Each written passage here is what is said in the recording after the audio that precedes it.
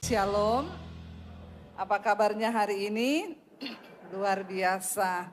Ya, saya tuh kalau berdiri di depan orang tua itu kayaknya sedikit grogi ya, karena saya setiap kali melihat orang yang sudah berumur, ya nggak usah banyak-banyak, 70, ya 50 ke atas, itu saya sudah wow. Karena kita belum tentu bisa sampai di usia itu. Setidaknya saya melihat Bapak Ibu itu punya lebih banyak pengalaman, punya lebih banyak kehidupan, perjalanan bersama Tuhan. Ya, tapi kalau saya harus menyampaikan firman Tuhan di depan orang tua, ya firman Tuhan berkata jangan seorang pun menganggap engkau rendah karena engkau muda, tapi jadilah teladan. Menjadi tua itu pasti, kita mau atau tidak kita pasti akan tua. Tapi menjadi dewasa itu pilihan. Karena tidak semua orang tua itu amin. Menjadi tua itu pasti, tapi menjadi dewasa itu pilihan. Tidak semua orang tua itu tapi yang di sini semua dewasa, amin. Insya Allah. Ya, dewasa itu dalam hal karakter. Karena tua banyak, 60, ya 70, 80 bahkan. Tapi ngambekan iya. Tersinggungan iya. Nggak usah angkat tangan. Di sini nggak ada lah, amin. Dikit-dikit tersinggung sama anak, dikit-dikit tersinggung sama pasangan. Makin tua itu makin sensi. Dan yang saya lihat tuh begini Bapak Ibu ya, katanya ini ilmu kedokteran yang bilang, ilmu kedokteran.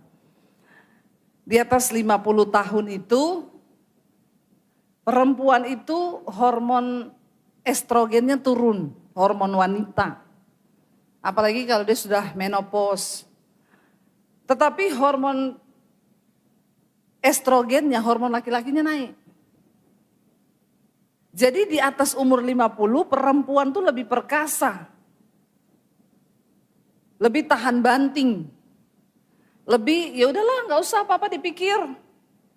Ini benar nggak ibu-ibu yang sudah di atas 50? Betul ya? Sebaliknya bapak-bapak, di atas umur 50 itu hormon laki-lakinya, hormon estrogennya turun. Tapi hormon perempuannya naik. Estrogen tuh hormon itu terbalik saudara. Jadi bapak-bapak itu di atas 50 makin feminim. Makin perasa.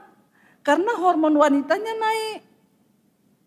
Nah ini kalau pasangan itu enggak tahu, ini ilmu kesehatan loh.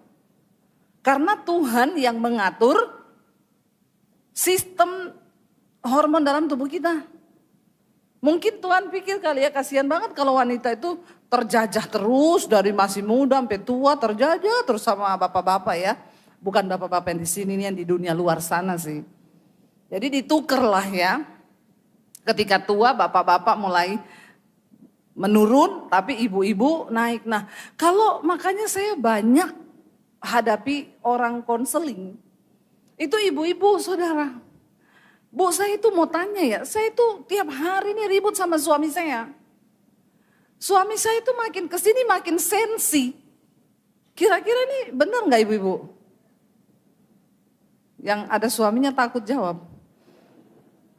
Tapi yang udah nggak ada suaminya juga nggak tahu karena suaminya udah nggak ada. Tapi banyak jawabannya itu memang benar. Ya bapak-bapak di atas 50 tuh kalau nggak dijawab marah. Iya ya benar ya ibu-ibu, benar itu ngomongnya benar. Ya itu ya nggak diperhatikan marah. Ya ini tolong bapak-bapak jangan memandang saya seperti itu. Biasa aja. Saya lagi memaparkan ilmu tentang ilmu kedokteran ini supaya kita tahu. Nah kalau kita tahu kan kita bisa nih menyiasat oh memang begitu perubahan hormon. Perempuan di atas 50 tuh ya biasa aja, careless, lu juga gak usah terlalu alay lebay. Suaminya enggak, yo kayak gini kok kamu bilang alay. Nah ini ribut saudara. Itu banyak terjadi, tapi ketika kita tahu, mari kita nih sama-sama menjaga hati dan hidup kita. Daud itu menulis saudara di Mazmur 71 ya. Kalau kita lihat Mazmur 71 itu judul perikopnya doa minta perlindungan di masa tua. Ya, doa minta perlindungan di masa tua. Yang udah 70 ke atas berapa banyak Bapak Ibu tolong angkat tangan. Wow luar biasa ini ya, saya salut. Salut saudara karena saya pun belum tentu sampai 70. Nggak ada yang tahu kan hidup ini toh. Kenapa saya tanya 70? Karena Alkitab bilang umur manusia itu 70 tahun. Kalau lebih itu bonus. Amin. Tapi Alkitab bilang 70. Nah makanya mulai kesini tuh ya kita mulai mempersiapkan diri toh. Saya tuh bilang gini, kalau khotbah di lansia, di usia emas, itu banyak-banyak doa tentang, banyak-banyak khotbah tentang kematian deh. Ada yang protes, loh kok bisa begitu? Loh kita ini kalau sudah mulai menginjak umur-umur kesini kan, ya apalagi yang kita mesti persiapkan. Ada lansia yang bilang gini, saya nggak pernah loh Bu pikir mati, lah bahaya malah. Itu menipu diri. Loh kita ini harus mikir mati loh, jangan bilang nggak mau mikir mati. Karena kematian harus dipersiapkan. Ya, persiapannya bukan apa? Oh, beli kain brokat warna putih, ya. Aku nanti dulu oma saya meninggal begitu, Saudara. Ya, omanya sepupu saya, bukan oma asli.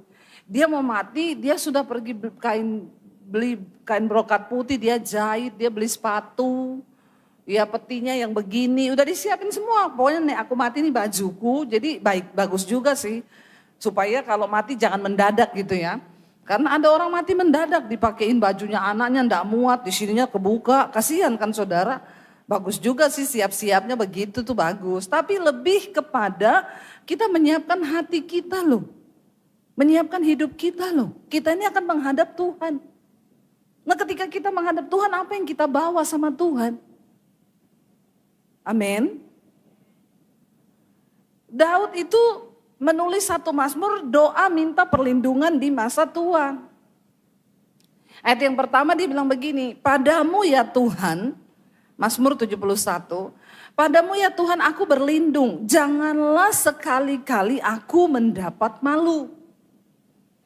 Kita perlu berdoa, berlindung sama Tuhan. Ya, supaya kita ini tidak mendapat malu. Keturunan kita, anak-anak kita.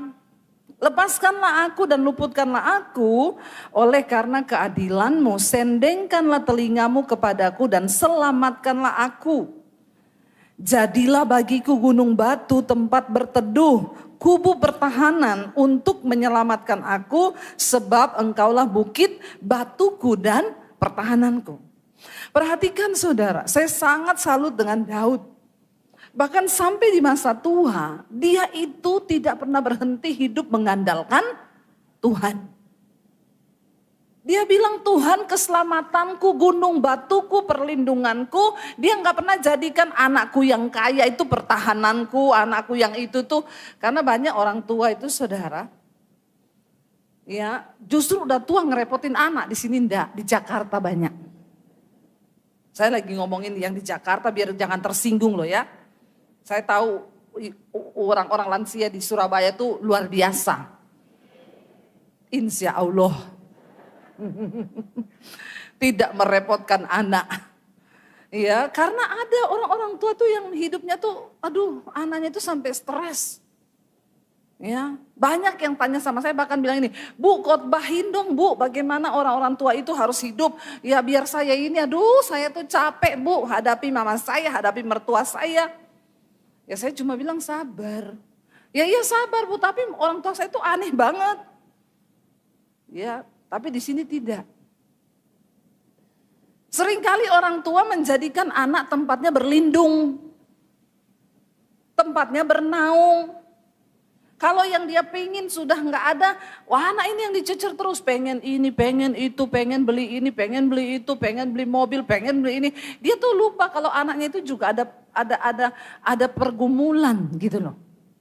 Tapi selalu yang dia bilang, kamu itu ya nggak tahu balas budi ya. Nih mama papa itu besarkan kamu loh, jangan diungkit jasa-jasamu. Biar Tuhan yang mencatat semua kebaikan kita, amin. Karena memang untuk itulah kita ini melahirkan anak. Untuk membesarkan anak. Saya bilang sama anak-anak saya gini, mami itu membesarkan kalian itu cuma satu tujuan apa? Supaya satu saat kamu bisa hidup tanpa mami papi. Cuma itu aja. Niatnya orang tua ini besarkan anak cuma supaya apa? Satu saat kamu bisa hidup tanpa lagi bergantung sama orang tua. Mami juga berdoa, nanti di masa tua mami enggak mau nyusahin kalian. Mami minta sama Tuhan. Ya. Daud itu sampai tua dia bilang, engkau gunung batuku, perlindunganku, pertahananku. Kepadamu aku berlindung. Dia enggak andalkan anaknya, dia enggak harapkan anaknya, dia taruh pengharapannya kepada Tuhan. Tuhan tidak pernah kurang cara untuk pelihara kita, saudara. Selalu ada cara Tuhan. Ayat 4, ya Allahku luputkanlah aku dari tangan orang fasik, dari cengkeraman orang-orang lalim yang kejam. Sebab engkaulah apa? Harapanku ya Tuhan, kepercayaanku sejak masa muda. Daud bilang dari muda aku itu menaruh kepercayaanku pada Tuhan. Dialah harapanku. Ya, makanya sampai aku tua pun aku tetap berharap pada Tuhan. Jangan pernah tinggalkan Tuhan di masa tua kita Bapak Ibu. Saya banyak lihat orang-orang tua, udah tua gak mau doa. Gak mau baca Alkitab. Apalagi sekarang cuma sibuk lihat berita. Ya, banyak anak-anak yang konseling sama saya. Itu ya Bu papa saya. Udah saya bilangin, Pak kalau pagi itu Pak, dengerin firman Tuhan. Ikut mesbah syukur tuh di Debbie Basir TV. Gak mau Bu, pagi itu udah buka itu berita. Tanpa kita sadari bangun pagi kita lihat berita, kita stres. Bener gak? Waktu bangun pagi itu hormon kortisol naik loh. Makanya kita perlu bangun. Daud bilang apa? Pada waktu pagi aku mencari wajahmu. Bangun pagi jangan langsung baca berita, amin. Begitu buka berita. Ya, Nepal kerusuhan, kebakaran. Geser ke sini, ada pejabat mati di Lakban. Waduh, otak kita ini masuk semua yang ya diramalkan akan ada kerusuhan. Ini hormon kortisol naik, tambah naik. Keluar kamar bukan sukacita, ngamuk-ngamuk. Tapi di sini tidak ada. Insya Allah ya. Jangan saudara. Daud itu dari masih muda dia berharap pada Tuhan. Dia bilang bangun pagi dia cari wajah Tuhan. Bangun pagi nyanyi dulu, baca Alkitab dulu. Maka kita keluar pagi, ya aku ada hari ini karena Tuhan baik. Amin. Nah kalau kita jadi orang tua yang bersuka cita terus yo, anak cucu kita itu juga diberkati Tuhan, amin. Karena berkat Tuhan itu mengalir dari kita. Dia bilang begini, ayat 6. Kepadamulah aku bertopang mulai dari kandungan, engkau telah mengeluarkan aku dari perut ibuku, engkau yang selalu kupuji. Puji, yang dipuji itu jangan anak. Ya, ada anak-anak itu konseling juga sama saya. Itu ya Bu, papa saya, mama saya. Selalu muji itu anaknya yang pertama. Ya, padahal kita ini yang baik sama dia, tapi selalu anak pertama yang dia puji terus. Jangan loh. Orang tua gak boleh banding-bandingkan anak. Semua anak tuh sama. Daripada muji anak, mending muji Tuhan. Amin. Daud bilang, engkau yang kupuji-puji. Ayat 7, makanya ini terjadi dalam kehidupannya. Ayat 7 baca. Bagi banyak orang, aku ini seperti tanda ajaib. Karena engkaulah tempat perlindunganku yang kuat. Kalau kita sukacita, banyak baca firman, rajin memuji Tuhan, kita ketemu orang-orang bilang gini, ih umur berapa Bu? 70, ya ampun luar biasa ya, masih cantik, masih iya, kok bisa begitu? Tuhan kekuatanku, amin. Tepuk tangan buat Tuhan. Ya, kita menjadi tanda ajaib. Atau orang ketemu akan ngomong, luar biasa ya Bu di hari tua, anaknya diberkati, cucunya diberkati. Kok bisa begitu? Karena Tuhan, tempat perlindunganku, kubu pertahananku, tempat pengharapanku. Kita akan menjadi tanda ajaib bagi orang lain. Mereka melihat hidup kita itu, wow, kok bisa? Wow, kok gitu? Iya, karena aku punya Tuhan. Amin Bapak Ibu. Biar kita bilang Tuhan aku berdoa.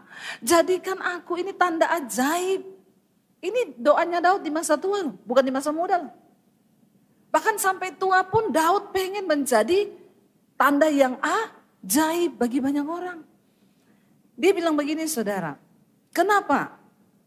Ya, dia menjadi tanda ajaib. Ayat yang ke-8 nih rahasianya, baca 1, 2, 3. Mulutku penuh dengan puji-pujian kepadamu. Dengan penghormatan kepadamu sepanjang hari. Berapa banyak di sini Bapak Ibu yang suka memuji-muji Tuhan sepanjang hari? Harus. Banyak nyanyi.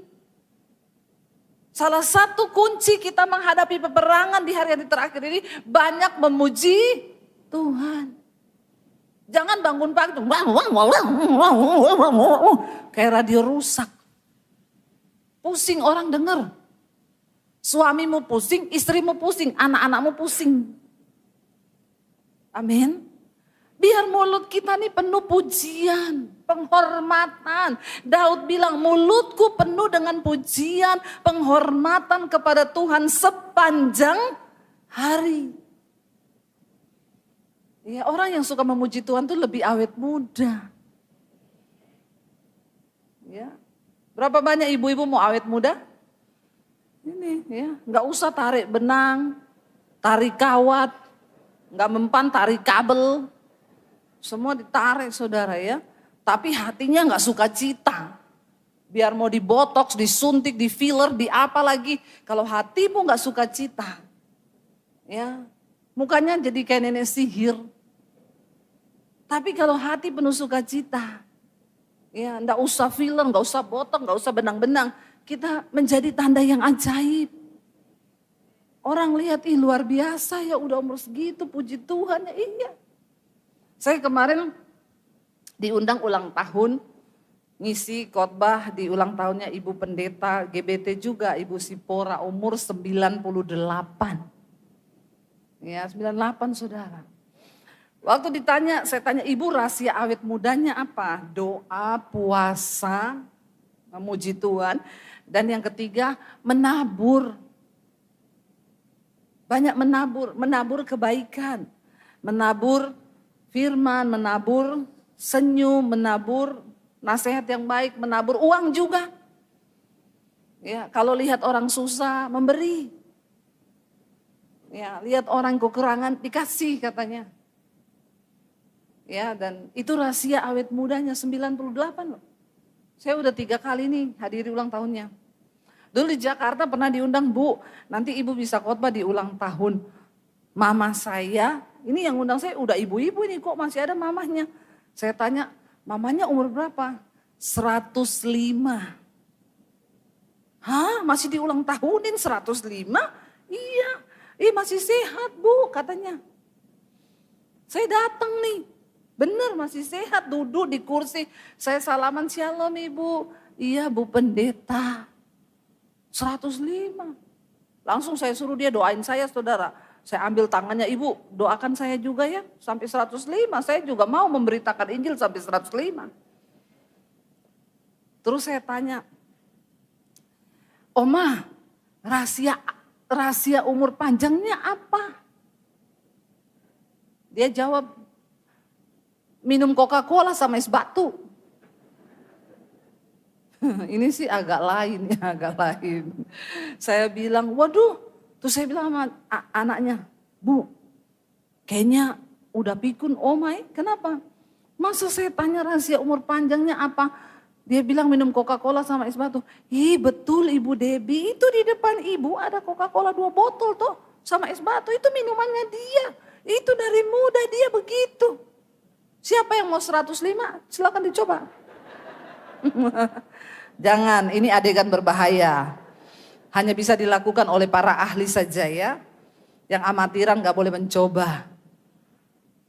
Saya bilang iya betul loh, kita ini kan takut. Coca-Cola itu manis, gulanya banyak, pakai es lagi. Tapi di situ saya baru tahu memang hidup mati benar di tangan Tuhan ya.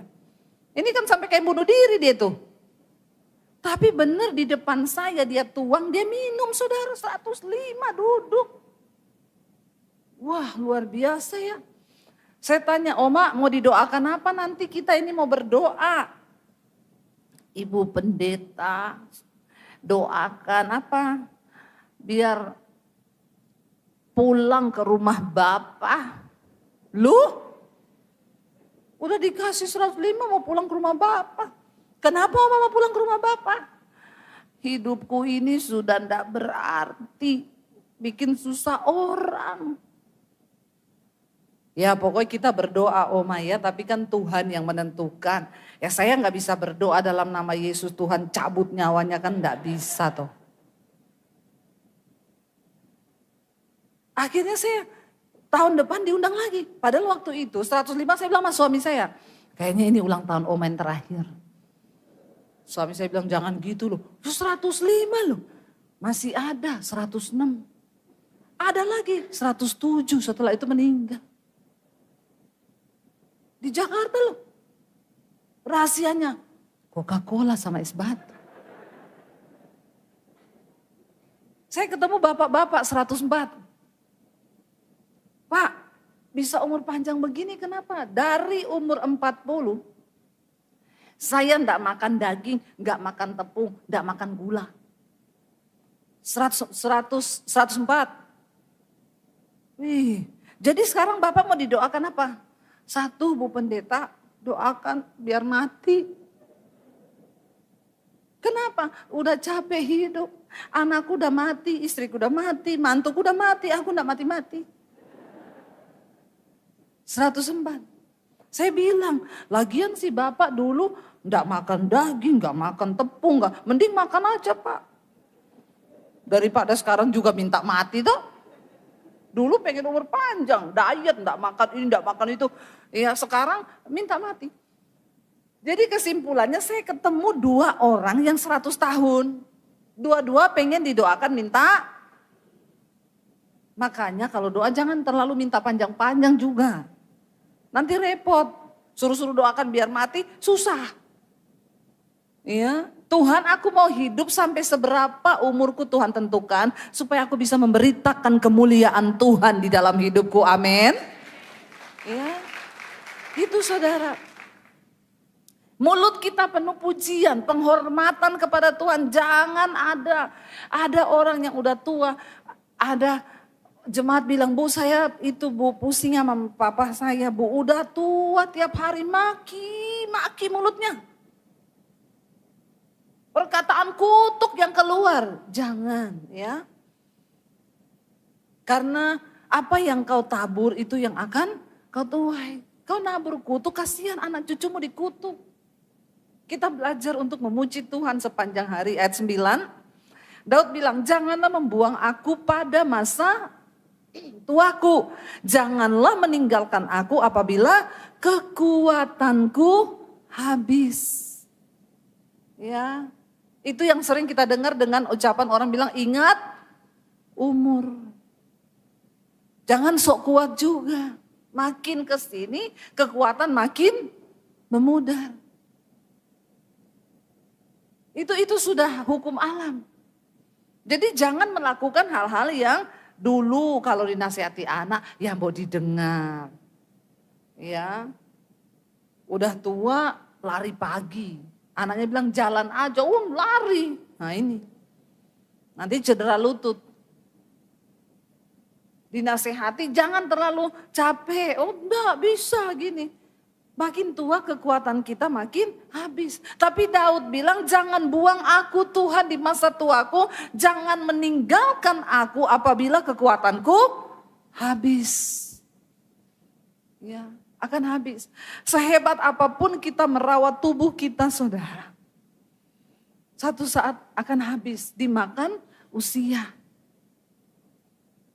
Itu Daud bilang jangan tinggalkan aku. Saat kekuatanku habis ya. Daud bilang apa? Sebab musuh-musuhku berkata-kata tentang aku. Orang-orang yang mengincar nyawaku berunding bersama-sama. Dan berkata Allah telah meninggalkan dia. Ya kejar dan tangkaplah dia sebab tidak ada yang melepaskan dia. Daud sedang bicara tentang musuh-musuh politiknya karena dia dulu raja. Banyak orang yang ingin membunuh dia sejak dia masih muda. Ya, dan itu terus terngiang. Siapa tahu nanti mereka balas dendam di hari tua. Tapi kita kan tidak ada musuh toh. Tidak ada lah ya. Jadi Daud bilang banyak orang yang pengen aku mati, pengen melihat aku gagal, nyumpahin aku. Tapi satu hal aku minta Tuhan, jangan pernah tinggalkan aku. Biar ini menjadi doa kita saudara, Tuhan jangan tinggalkan aku. Mungkin di hidup ini anak akan meninggalkan kita. Mantu akan meninggalkan kita. Jalani semua yang Tuhan izinkan terjadi. Tapi minta sama Tuhan pastikan satu hal. Tuhan jangan tinggalkan aku. Satu saat saudara anak akan meninggalkan kita. Banyak juga memang anak-anak yang jahat. Yang gak mau balas budi sama orang tua. Yang gak mau urus orang tua. Tapi bagian kita tetap mendoakan. Jangan kecewa. Jangan sampai karena kita kecewa dengan anak lalu kita meninggalkan Tuhan. Kita percaya kalau kita dekat dengan Tuhan maka pertolongan itu datang dari berbagai tempat. Ini yang ditakutkan Daud. Nanti kalau aku sudah kekuatanku habis, yang aku minta cuma satu, Tuhan jangan tinggalkan aku. Anak bisa meninggalkan, orang lain bisa meninggalkan, tapi Tuhan tidak pernah tinggalkan kita. Ayat 12, ya Allah kata Daud, janganlah jauh daripadaku. Allahku segeralah menolong aku. Satu hal yang Daud takutkan dari sejak dia muda, dia selalu berdoa Tuhan, jangan pernah jauh dari aku. Dia bilang jangan ambil rohmu daripadaku Tuhan. Jangan pergi jauh tinggalkan aku. Daud hanya takut satu hal. Kalau Tuhan meninggalkan dia saudara. Biar ini juga menjadi ketakutan kita. Tuhan jangan pernah tinggalkan aku Tuhan. Aku mau hidup dalam perkenanan Tuhan. Sekalipun orang tinggalkan aku, anak tinggalkan aku. Tapi aku tidak mau Tuhan meninggalkan aku. Karena Tuhan sumber kekuatan bagi kita. Daud bilang biarlah mendapat malu dan menjadi habis orang-orang yang memusuhi jiwaku. Biarlah berselubungkan celah dan noda orang-orang yang mengikhtiarkan celakaku. Dia bicara tentang musuh-musuhnya. Tetapi aku senantiasa mau berharap dan apa? Menambah apa? Puji-pujian kepadamu. Ayo tambah waktu kita untuk memuji Tuhan. Jangan biarkan mulut ini diam. Mau di kamar mandi, di rumah, dimanapun memuji Tuhan. Ya Tuhan menetapkan langkah-langkah orang yang hidupnya berkenan kepadanya. Nyanyi saudara. Waktu kita rajin memuji Tuhan. Daud bilang aku ingin menambah puji-pujianku kepada Tuhan. Karena kurang Daud terasa untuk memuji Tuhan. Ya, pujian kepada Allah itu mencegah kita ini berbuat dosa. Saya nih kadang terasa saudara kalau lagi di dapur, lagi masak gitu ya. Iblis itu ini di otak memang mainnya. Lagi masak tuh tiba-tiba iblis ingetin nih orang yang bikin saya jengkel. Itu ya, si Anu tuh jahat banget sama kamu ya. Tapi Roh Kudus langsung gini, jangan biarkan iblis menyerang. Ayo muji Tuhan nyanyi. Itu biasa saya langsung nyanyi. Aku ada hari ini karena Tuhan baik. Tiba-tiba nangis. Amin saudara. Jangan biarkan jiwamu kosong. Daud bilang aku ingin menambah ya. Aku ingin menambah puji-pujianku kepadamu Tuhan. Melihat keadaan dunia hari-hari ini tidak ada cara lain untuk kita bisa berperang, rohani kita tetap kuat selain kita memuji menyembah Tuhan. Ini strategi peperangan di hari-hari yang terakhir saudara. Karena setan itu, waduh dari berita, dari TV, dari mana kita ini semua berita menakutkan. Tapi ketika engkau memuji Tuhan, Alkitab berkata Tuhan itu bertahta di atas pujian penyembahan umatnya. Waktu kita nyanyi hadirat Tuhan turun, kekuatan meliputi kita. Tidak ada kepahitan, tidak ada kekecewaan. Karena pujian itu mendatangkan hadirat Tuhan yang terjadi kesembuhan. Damai sejahtera dan sukacita dalam hidup kita. Daud bilang begini, mulutku akan menceritakan keadilanmu dan keselamatan yang daripadamu sepanjang hari sebab aku tidak dapat menghitungnya. Kalau ketemu anak, ketemu cucu, cerita tentang kebaikan Tuhan. Ya, jangan cerita hal-hal yang lain, ceritakan tentang Tuhan itu baik. Nah, Tuhan itu ajaib loh. Saya mempraktikkan itu di mobil, di rumah, di mana. Ya, ngomong saya mana. Kamu itu loh, Tuhan itu anak-anak saya gini, ya khotbah Debbie Basir. Saya bilang undang Debbie Basir susah loh. Kamu nih dengerin seminarnya Debbie Basir ini di mobil nih gratis loh kamu. Ya, jadi denger ini firman Tuhan. Ya karena Alkitab bilang ceritakan firman itu di perjalanan, di meja makan, di rumah, di tempat tidur. Ceritakan tentang hukum-hukum Tuhan. Ketemu cucu ngomong, kamu itu hidup takut Tuhan ya cuy ya. Hormati Tuhan, maka masa depanmu pasti diberkati, amin. Dan itu akan nyantol saudara waktu kita ngomong dalam pengurapan Tuhan. Ya mungkin kalimat yang hanya sederhana itu kita kan gak usah khotbah. Ya di dalam Mazmur sekian-sekian ayat sekian gak usah. Ya, firman yang kita baca itu kita sampaikan kepada anak kita. Kamu ingat pokoknya firman Tuhan tuh bilang diberkatilah orang yang mengandalkan Tuhan. Jadi kamu mau sekolah, mau kuliah, andalkan Tuhan. Itu namanya kita sudah memberitakan firman kepada anak cucu kita. Ya, ceritakan tentang perbuatan Tuhan. Ayat yang ke-14, aku datang dengan keperkasaan. Ya, keperkasaan Tuhan Allah hendak memasyurkan hanya keadilanmu saja. Ya, ketika kita ini menjadi orang-orang yang dekat dengan Tuhan, hidup kita itu disertai dengan kuasa Tuhan yang dahsyat. Makanya Daud bilang, aku datang dengan keperkasaan. Menghadapi masalah, kita andalkan Tuhan. Tuhan beri kita kekuatan dan kita bisa berkata, aku datang dengan keperkasaan, yaitu keperkasaan Tuhan Allah. Dan aku hendak memasyurkan keadilanmu saja, kata Daud. Mari kita senantiasa menjadi orang-orang yang mau saudara. Ayat 17 berkata, ya Allah, baca bersama, ya Allah engkau telah mengajar aku sejak kecilku. Dan sampai sekarang aku memberitakan perbuatanmu yang ajaib. Dari kecil kita ini sudah melihat penyertaan Tuhan. Ya. Dan sampai hari ini kita terus melihat, makanya ayo kita beritakan perbuatan Tuhan. Ayat 18, juga sampai masa tuaku dan putih rambutku, kata Daud. Ya Allah, janganlah meninggalkan aku, supaya apa? Aku memberitakan kuasamu kepada angkatan ini, keperkasaanmu kepada semua orang yang akan datang. Biar ini menjadi kerinduan kita saudara. Di hari tua jangan berkata kita tidak bisa apa-apa lagi saudara. Di hari tua ya kita harus menjadi orang yang bisa menceritakan tentang perbuatan Tuhan. Dan itu adalah sebuah panggilan yang sangat luar biasa.